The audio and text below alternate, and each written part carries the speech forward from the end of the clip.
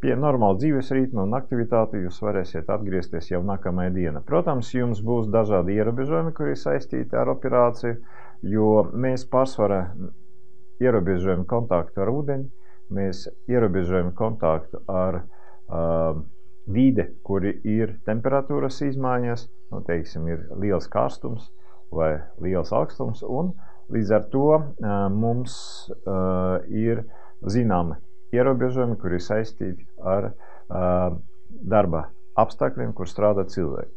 Piemēram, putekļainas istabas darba, kur ir ļoti daudz ķīmiskas vielas, lai nebūtu kaut kādas problēmas, kur ir saistīti ar šīs vielas kontaktu ar acīm, un šīs kontakts varētu ietekmēt mūsu operācijas rezultātus.